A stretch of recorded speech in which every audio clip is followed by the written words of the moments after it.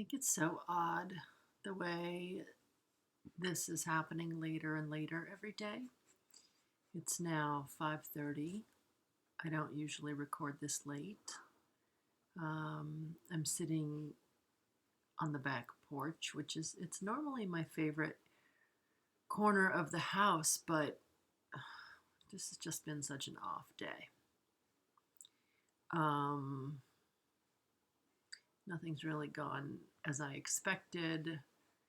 Actually, if you ask me, the biggest mistake was having expectations in the first place. Um, what did go well was um, a walk this morning with these guys who are now zonked out on the couch with me. Um, we walked for about an hour. I think I ran into one family with their dogs.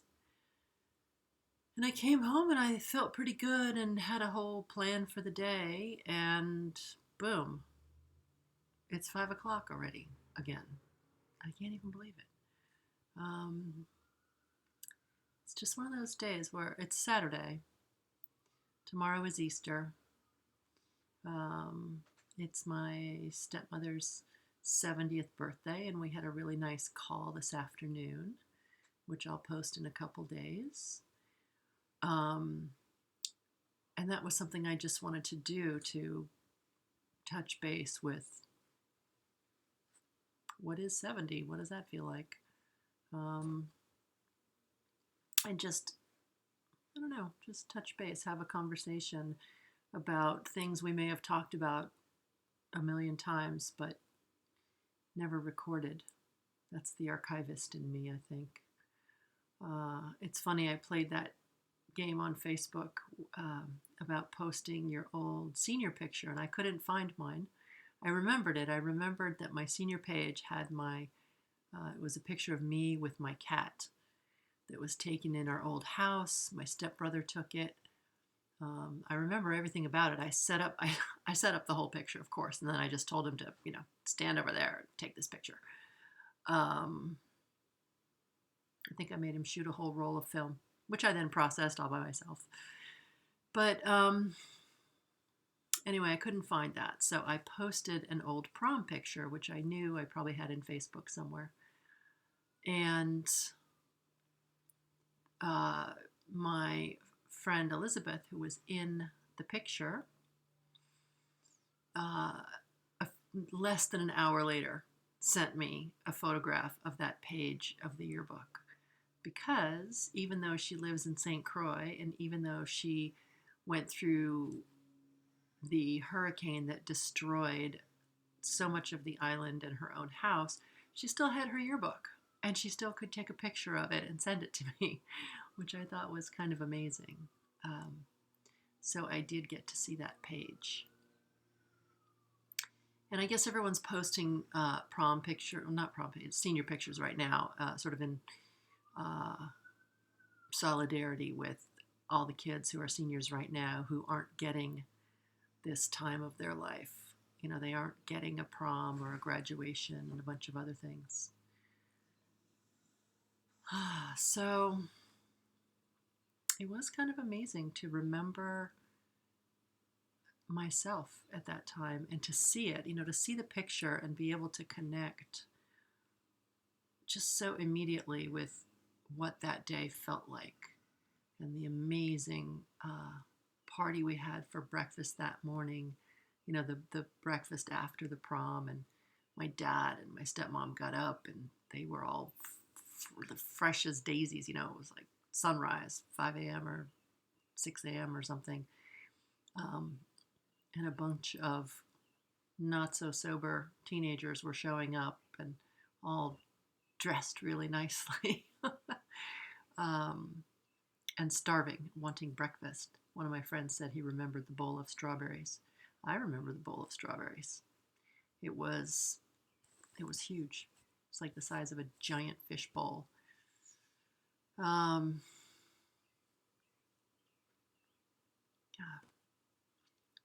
It's amazing how many memories come back in connection to just one photo. And I don't necessarily feel that way anymore. Sometimes now when I see a photo, because I have so many photos, it's almost like the memory itself isn't as powerful. Uh, I'll have to think of some examples. It's because it's not always that way, but there's something about the preciousness of an old photo that you're just grateful you have it. You're just grateful you have anything. And then it conjures up all kinds of other things in that moment. So it's so funny. People are starting to talk about how things will be different after this pandemic, after people are out and about again and enjoying the world, and what's that going to look like? And I'm pretty sure I'll still be a photographer, but I don't know what it's going to look like, and I don't know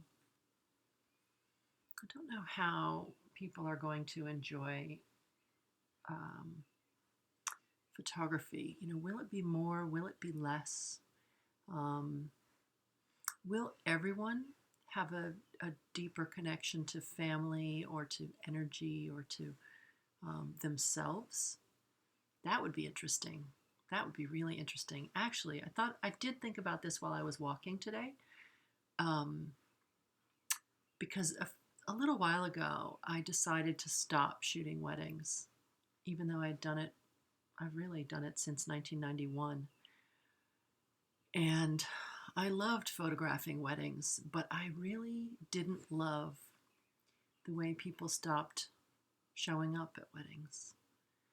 And I don't mean physically, because physically they were there, but they just emotionally didn't feel present to me, not the same way. Not the same way they were before they had an iPhone. Really, like, it's the weirdest thing, but I think that phones really did a disservice to intimate family events.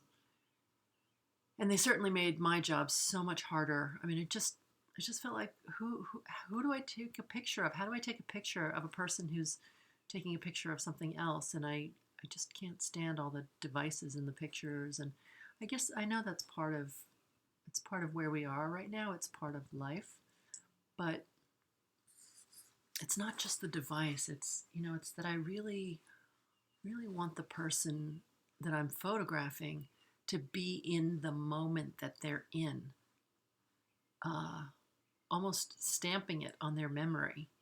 And then I can deliver the photo that further stamps it in the memory or allows them to revisit later or allows a family member to revisit. My son can look at my prom picture and say, wow, like, wow, that's my mom. And he's now older than I was in that photo. I was 17. I didn't turn 18 till I was in college. So I don't know. I don't really know how photography is going to change. I don't know how my photography is going to change. Maybe I do get excited about weddings again because people are showing up in a new way, in a different way, in a more grateful way, in a more present way. That's what I look for. That's what I was looking for, and that's what vanished for a while. And it got to a place, and it's partly my fault too. I got more and more and more expensive, and then I was shooting these things that were just more and more and more fabulous and extravagant, and I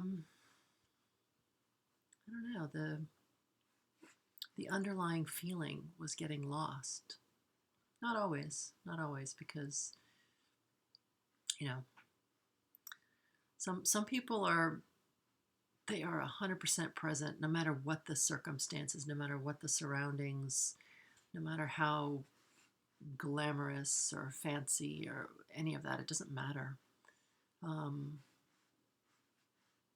but yeah, a lot of it was for show, and a lot of show.